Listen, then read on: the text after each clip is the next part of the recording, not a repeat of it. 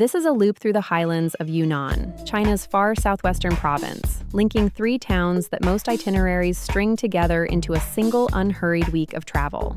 The route runs north in a straight logical line. You land in Kunming, the provincial capital, then climb up to Dali and finish in Lijiang. All 3 sit on a high plateau between roughly 1,900 and 2,400 meters above sea level. The air is thin and the light is sharp. Kunming alone holds several million people and anchors the province. Dali and Lijiang are far smaller, prefecture towns whose fame rests on scenery and heritage, not size. Kunming earns its nickname, the City of Eternal Spring, with mild weather all year and little of the harsh heat or cold that grips the rest of China. Think of Kunming as the gateway rather than the destination. Most travelers use it to land, adjust to the altitude, and run one big day trip before moving on. Dali is the middle stop, a bi-minority town strung between a mountain range and a wide inland lake, with a slow lakeside pace that rewards a couple of days. Lijiang is the headline. Its old town is a UNESCO World Heritage maze of Naxi houses, canals, and stone bridges, and for many travelers, the trip's high point.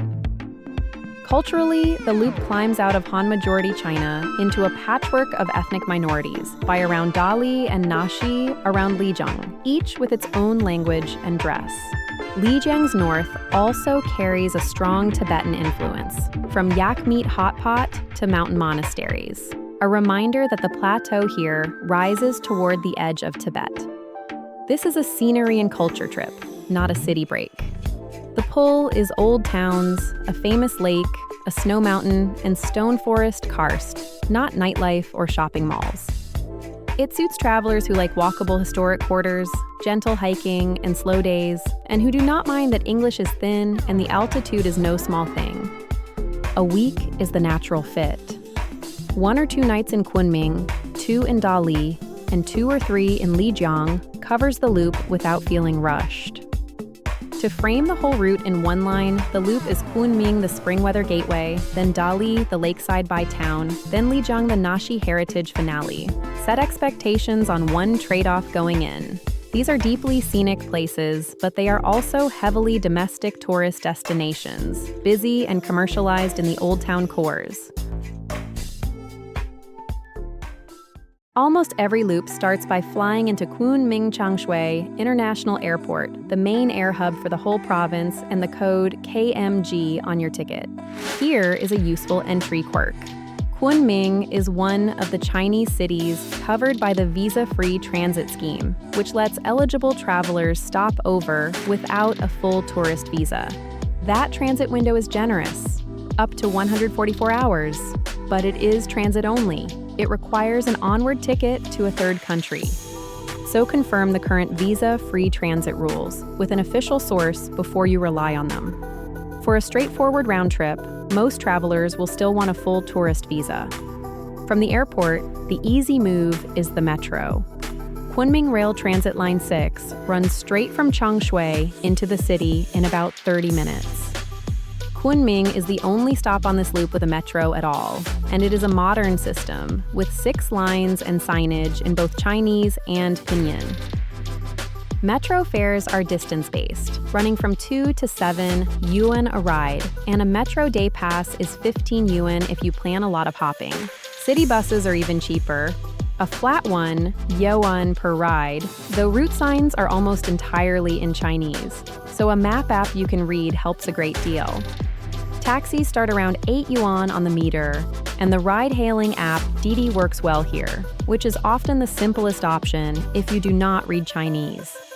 You do not need a rental car for this loop, and as a foreigner, you largely cannot drive anyway, since international licenses are not recognized in China. Once Kunming is done, the loop turns into a rail journey. The high-speed line north makes the old grueling bus trips almost obsolete. The Kunming to Dali leg is the first train. High-speed service covers it in roughly 2 hours, with fares commonly in the 80 to 130 yuan range. One thing to know is that Dali Station sits in Shiyaguan, the modern city, about 13 kilometers from the old town where you will actually want to stay. Dali has no metro. getting from the station to the old town means a local bus, a taxi, or a ride-hail, so plan that last hop in advance.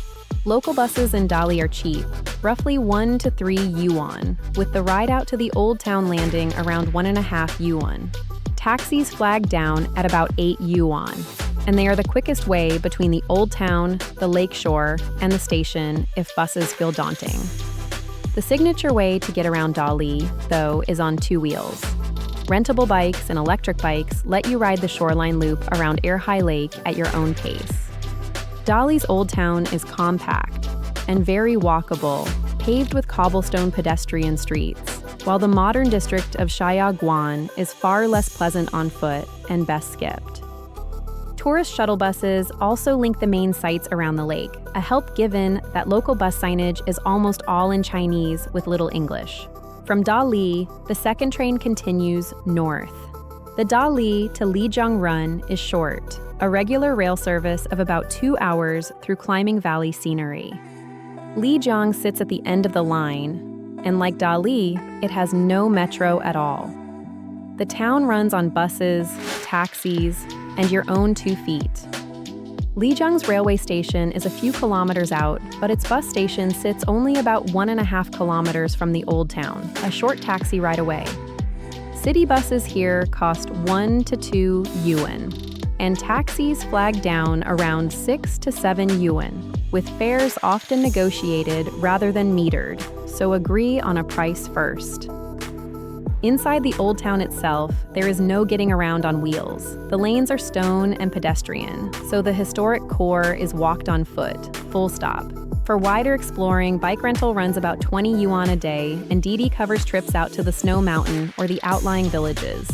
For the Snow Mountain specifically, most travelers book a guided tour or a Didi rather than puzzle out the infrequent local buses that climb to the cable car base.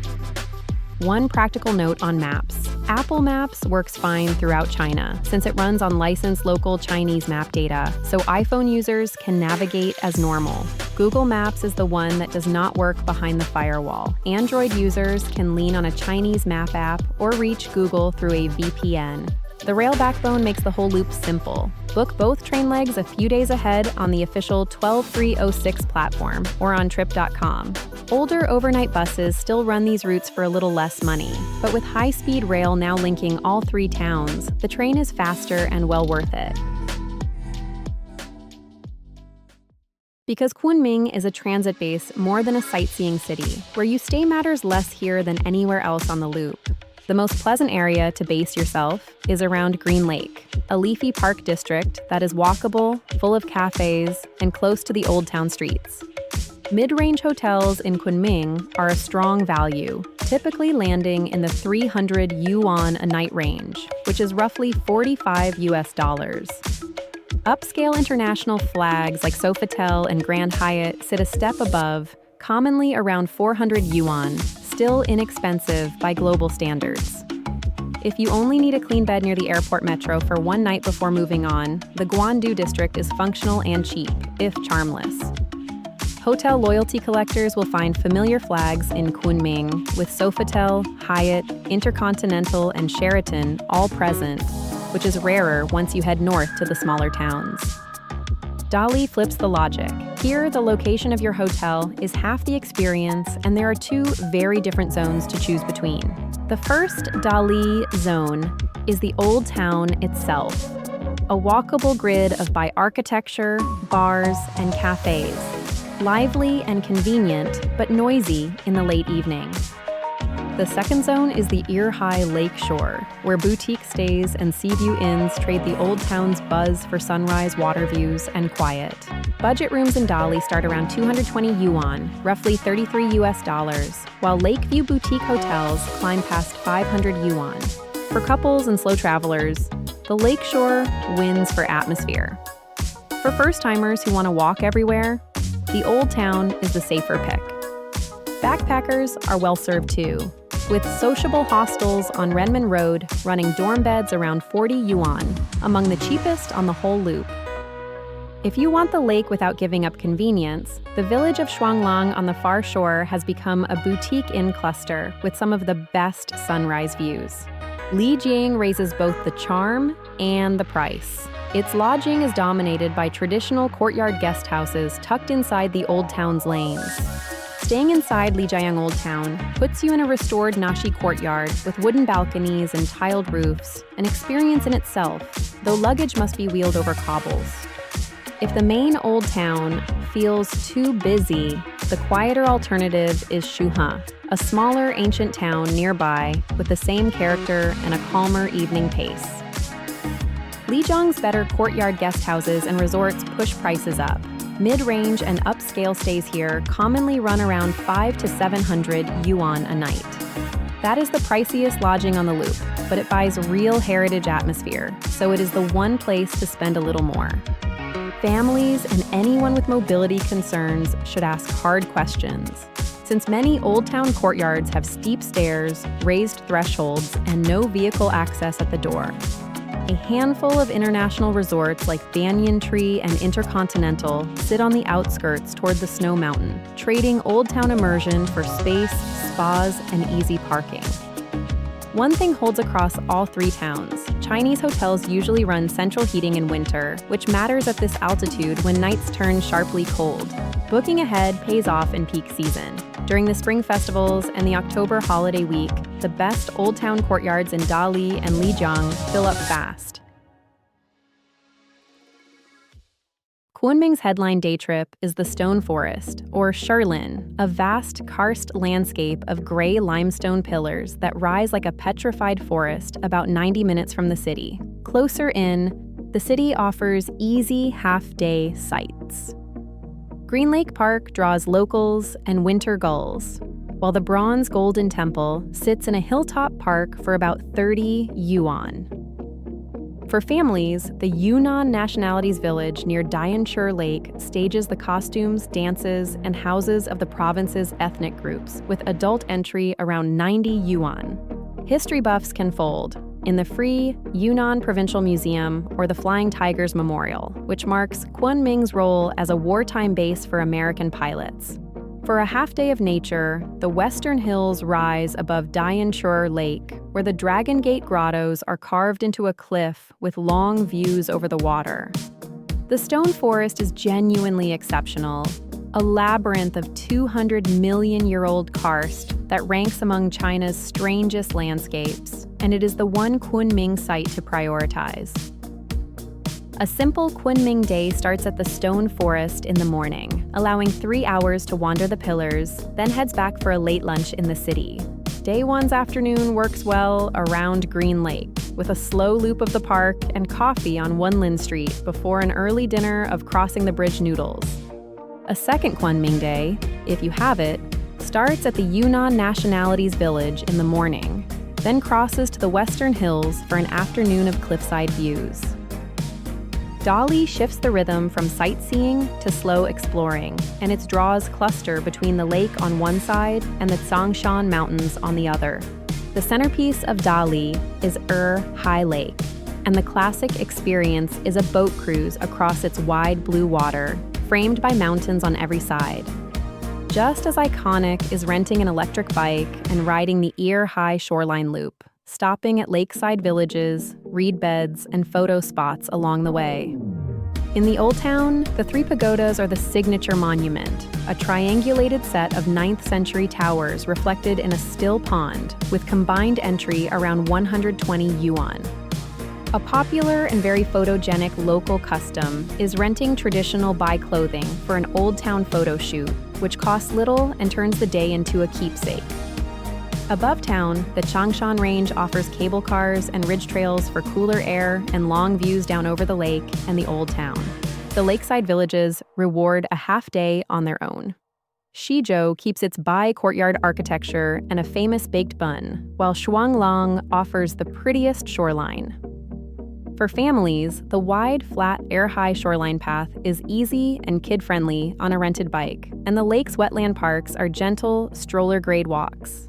Day one in Dali starts at the Old Town's South Gate in the morning, then walks the main streets to the three pagodas before a relaxed lunch nearby. Day one's afternoon is for the Bai photo shoot. Rent traditional dress, wander the cobbled lanes for pictures, then settle in for tea as the light softens. Day 2 starts at a lakeside bike rental after breakfast, then rides the Erhai shoreline for the afternoon, finishing with grilled lake fish at a waterside restaurant for dinner. Lijiang is where the loop saves its biggest experiences, and it deserves the most time of any stop, ideally 2 full days and 3 nights.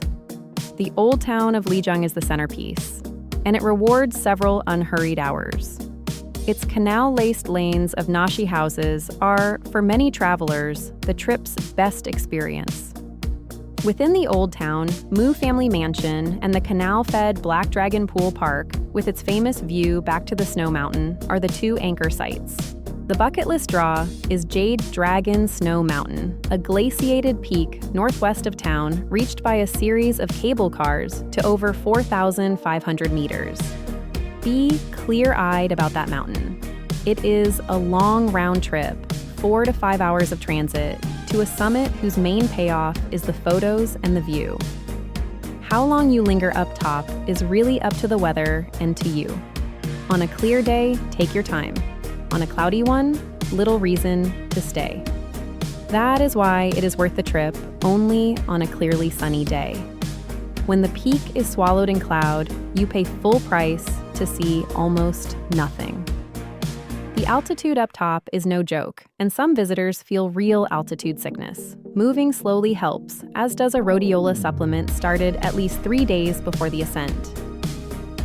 The oxygen canister hard sell can happen at the staging area before you board the bus up the mountain, exactly when nerves run highest, because you do not yet know what to expect. The money tip is simple. Buy canisters for cheaper at convenience stores and pharmacies in town beforehand, since most carry them, and the mountain price is higher and rarely included. Altitude above 4,500 meters is real and hits some people hard, so for most travelers, especially anyone new to high elevation, oxygen is a sensible buy. Those with real, high-altitude experience can judge by their own history and may need little or none. The point is to buy it cheap in town rather than dismiss it. For evening culture, the immersive show Lijiang Eternal Love is strongly worth it, staging Naxi legend with real waterfalls and 3D effects in a purpose-built theater. There is a second outdoor spectacle, Impression Lijiang, set against the mountain itself, but it underwhelms some viewers, so treat it as the lesser of the two. Beyond town, the quieter villages of Shuha and Baisha, with its old murals, give a calmer, less commercial taste of Naxi life for a half day. For more ambitious days, Blue Moon Valley sits at the foot of the Snow Mountain with vivid turquoise pools, and the deep tiger-leaping gorge draws serious hikers. La Shurhai wetland and its horse-riding tea-route trails make an easy family outing, and the Black Dragon Pool Park is gentle, scenic, and free for younger children. Day 1 in Lijiang starts in the Old Town in the morning, then heads to Black Dragon Pool for its Snow Mountain view before a Naxi lunch and a slow afternoon. Day 1's evening is the show. After dinner in the Old Town, take in Lijiang Eternal Love, whose waterfalls and effects make it the better of the 2 big productions. Day 2 starts early at Jade Dragon Snow Mountain on a clear morning, then returns by mid-afternoon, leaving the late day for Shuha Village and a quiet last dinner. If you have a third day, spend it slowly. Wander out to Baisha for its murals in the morning, then drift back through the old town's quieter lanes. Yunnan eats unlike the rest of China, and the Loop is a single connected food region built on rice noodles, wild mushrooms, herbs, flowers, and even cheese. The dish you cannot leave without trying is crossing the bridge noodles, a Yunnan ritual where you tip raw meat, vegetables, and noodles into a scalding bowl of broth at the table. A cheap bowl runs roughly 25 to 35 yuan, and dedicated noodle houses across all 3 towns make it the easiest regional classic to find.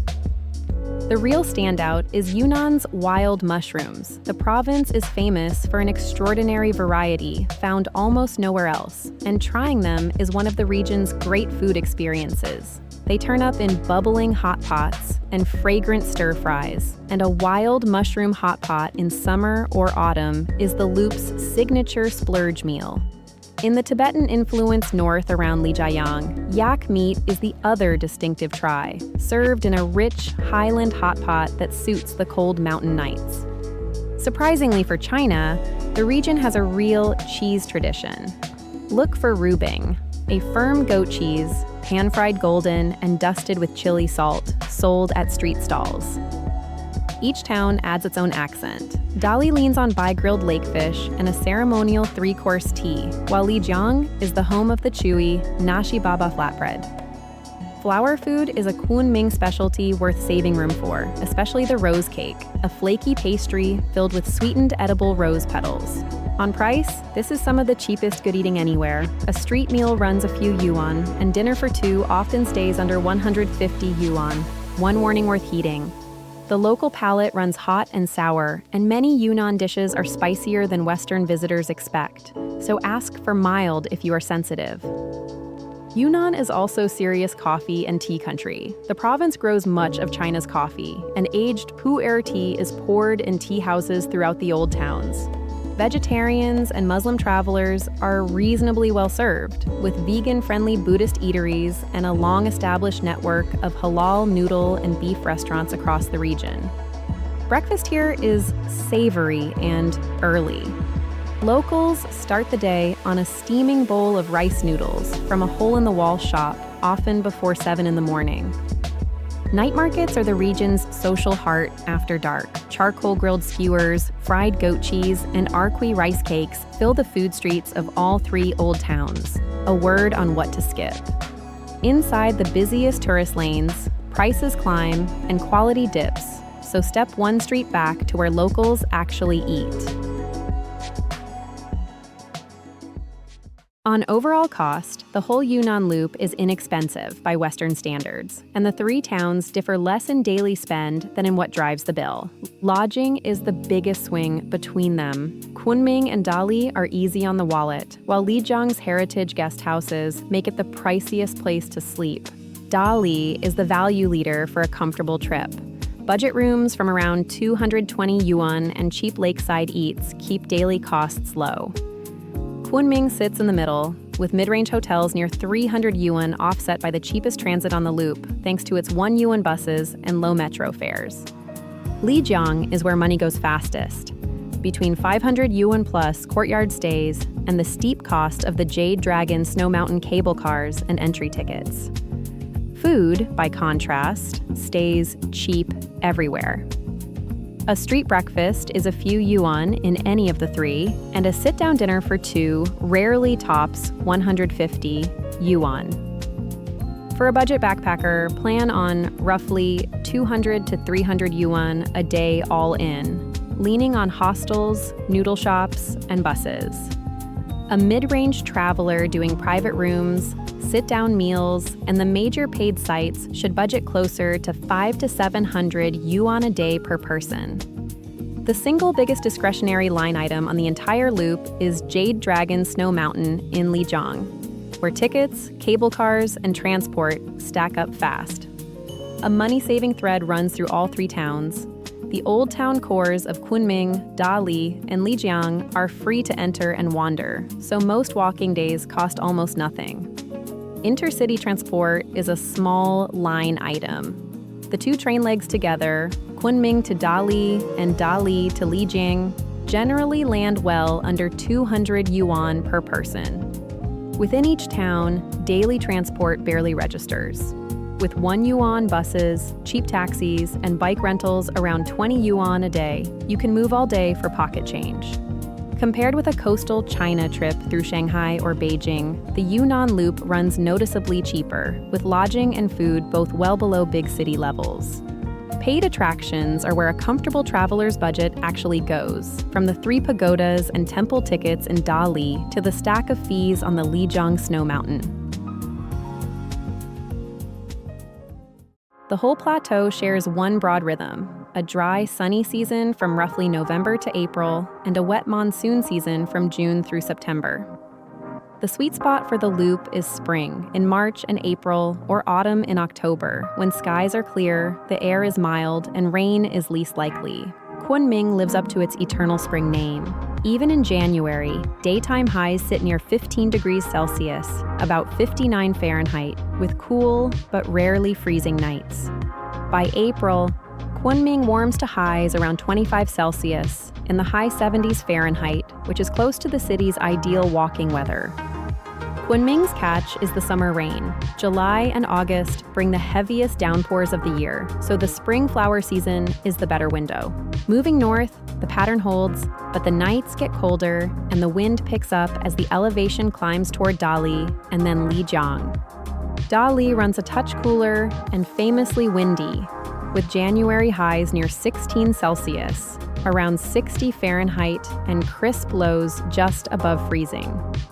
Spring at Dali, around April, brings highs near 24 Celsius, the mid-70s Fahrenheit, and lines up with the 1,000-year-old by third-month fair. The lake and mountain geography funnels strong winds across Erhai year-round, so even on warm days, a windbreaker earns its place in your bag. Lijiang is the highest and coldest stop, and its altitude, near 2,400 meters, shapes both the temperatures and the strength of the sun.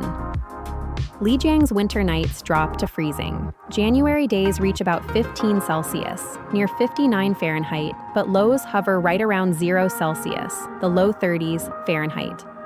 Spring days are lovely, with April highs near 22 Celsius, the low 70s Fahrenheit, but the high-altitude sun is fierce, regardless of the temperature. Up at Jade Dragon Snow Mountain, it is colder still, often near or below freezing at the summit, even when the town below feels mild. Avoid the major Chinese holidays if you can. The Lunar New Year and the October National Day week pack these old towns to a standstill with domestic crowds. The shoulder months of June and September are a quiet bargain. You trade some afternoon rain for thinner crowds and lower prices, and mornings often stay clear. The rainy season is not a washout. Storms here tend to come in heavy afternoon bursts rather than all-day drizzle, so an early start often beats the weather. If you can time it, the region's ethnic festivals are extraordinary.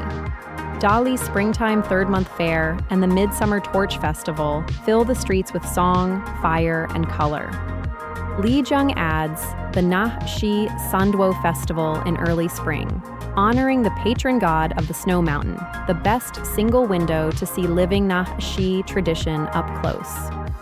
For the clearest snow mountain views, the dry winter and early spring months actually win, when the peak is most likely to stand out crisp against a blue sky. Start with the paperwork. Most visitors, including United States citizens, need a tourist visa arranged in advance, unless they qualify for the visa-free transit window mentioned earlier. There is also a registration rule, but for most travelers, it is handled for you. You list your accommodation on the arrival card, and your hotel registers your stay.